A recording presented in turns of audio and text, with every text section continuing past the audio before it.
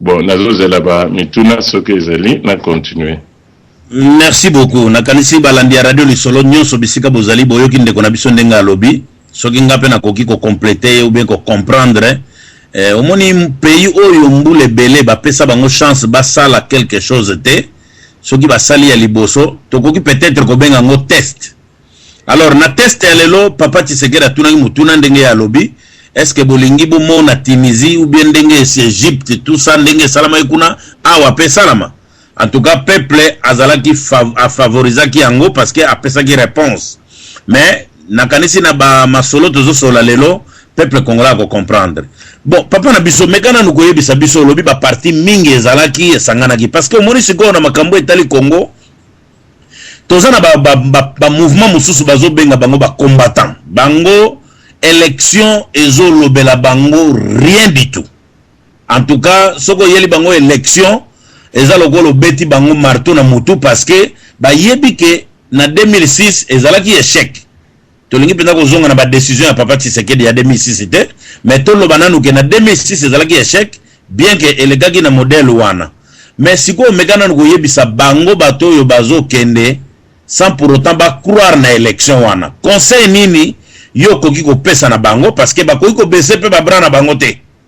Yo mekana ko pesa bango conseil selon l'organisation et na kati ya IDPS. Merci beaucoup. Bon ngai na ko conseil na bango ezali ko encourager bango ba continuer baza na raison. Puisque tango bokende etumba, il faut bozala na plan A na plan B. Ba combattant, ba résistant naza ko pesa bango longonya. Et puis naza ko senga bango ba continuer ba baisser bras te ba kosa bango te puisque élection ezali ya solo na 2006 ba senga to kende élection président Tshisekedi alobaki non élection ezate to kende te za truqué tout le to ça la révolution to récupérer mboka ba to balobi oh Tshisekedi ah, à ce qu'on boye élection, boye na boye, bah tu vas lui toquer élection paquet. Tout ça très content et à comprendre de l'eau que bah tu vas moins que élection est à tinate. Oui, il y a solo bah résistant, na bah combattant, bah ça na raison. Na zako pesa bango longo y na nyonso bazo sala avec le peu de moyens na makambo bah résultat bazo zoa bah continuer. Biso tozo kenda makambo élection toyebi aussi biso na UDPS toza na plan A na plan B. Plan A ezali devant le monde tolobi tozo kenda élection. Na koko zongo na sima tango na 2006 tango basali élection bayibi ba vote ba fraude ba voix ya Mbemba. Bayibi e ba vote ba proclamer Kabila Kanambe ba proclamer ye président. Population à ce moment-là Mbemba azaki na ba militaire na Kinshasa. Azaki na ba force na Kinshasa. Sikoyo population ezelaki discours na ye. Po bayoka ke akoloba nini. Sikoyo lokola ye pe azaki un peu na ba relation na ba mindele. Ok, vous connaissez, non, yo ndemaka la victoire wana. Or, na baka ya ndenge wana, leader, soki élection ici, au moins que bayibaki okobima na micro, olobi ke bayibi biso victoire. Bola la te bobima na nzela, to réclamer victoire na biso.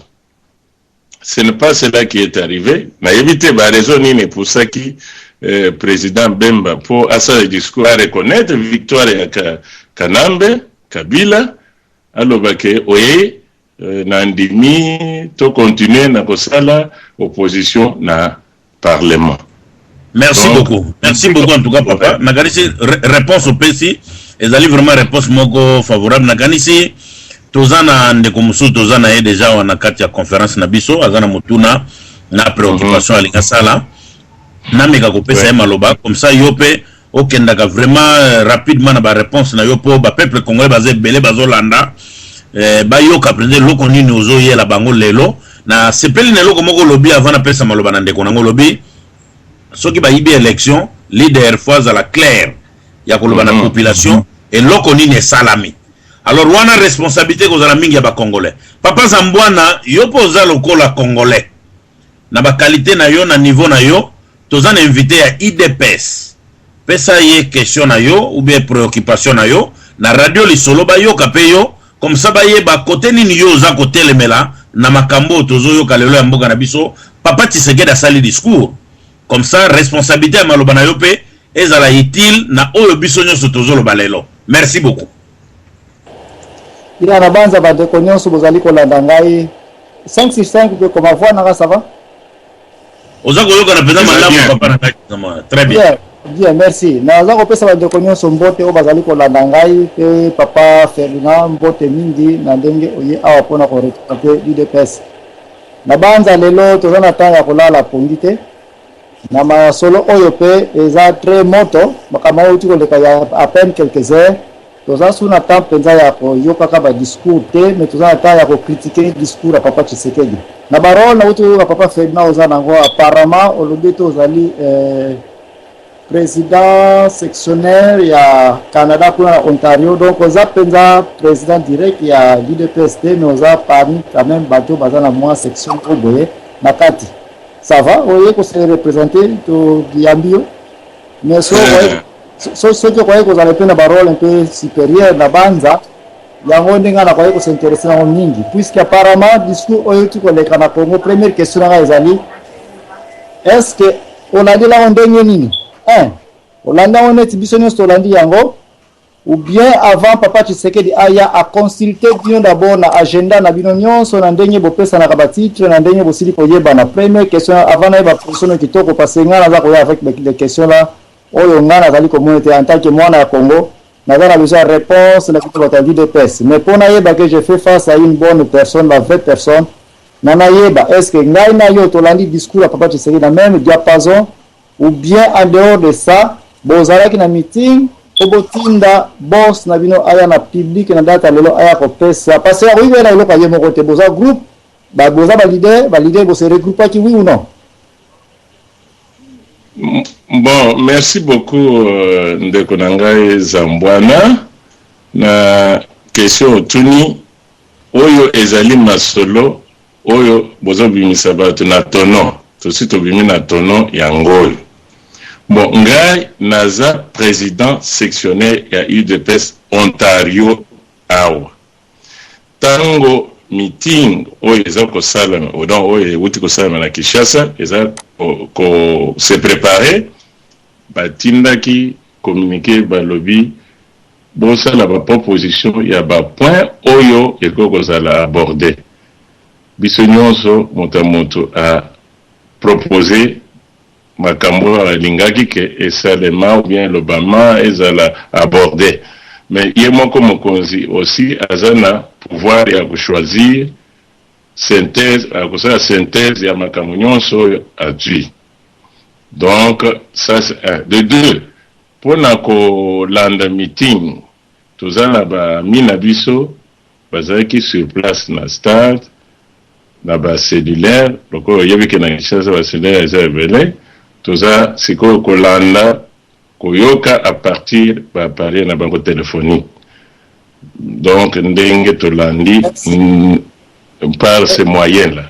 Donc c'est ça que je pourrais te donner comme réponse. Merci. Non, on a posé question mais sur base de la réponse au Pessinga apparemment tant Hollandais on a un téléphone cellulaire.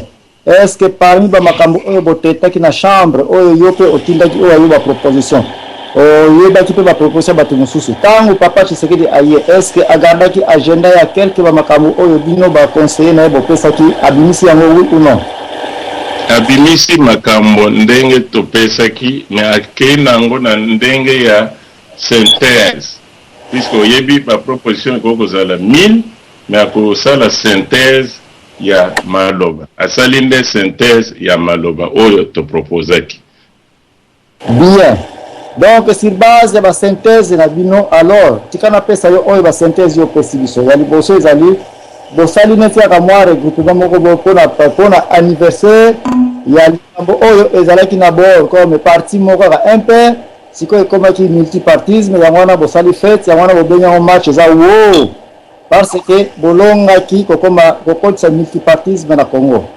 Donc babasolo bozalaki nango lelo nde yango wana bino bomoni ete match eza wo parce que vous avez biso yango. Ensuite battre record pe bosepeli match ezalaki wo parce que réponse à la population était si moins mingi. Donc wana nde ba synthèse ya importance ya discours ya lelo ya misato na yokaki olobete bolobeli makambo ya bato na est kuna bazali ko nyokama misala ezali te ba difficulté ya Congo ndenge ezali ba balabala ndenge ezali eza mabe.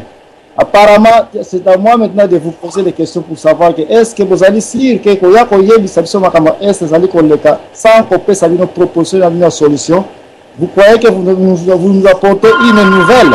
Parce que nani yango aza na Congo ayebite ba balabala ndenge ezali ndenge olobeli. Nani yango ayebite ba chômage na Congo ndenge ezali. Même un aveugle peut voir ba makambo ezali koleka na Congo, ba makambo ezali koleka na est. Est-ce que vous croyez que na date ya lelo biso population congolaise nous avons besoin de koyebisa biso ete bino de créer multipartisme et que c'est ça la victoire pour boya ko ça la fête? Réponds-moi un peu à cette question-là. Ni na boyebi biso bozo kanisa ete vous pouvez vous réunir batata minene pour dire que pour nous présenter seulement ces statuts-là que bino de créer multipartisme na Congo bo introduire ki yango na boya ko ça la fête parce que population est belle et comme on a Mercedes-Benz une branche une marque elle a déposé que la publicité, le fanatisme. Est-ce que boyebisi biso solution ni bozana yango to plan ni bozana yango pona ba élection zali ko ya parce na yo ko ba plan élection te na moni pe agenda moko te ya l'an 2011 o comment boko kumba biso na opération. Vous êtes sûr que biso be to yeka ka to za ba millions peut-être otala ilonga papa tu sais que parce que c'est une vedette.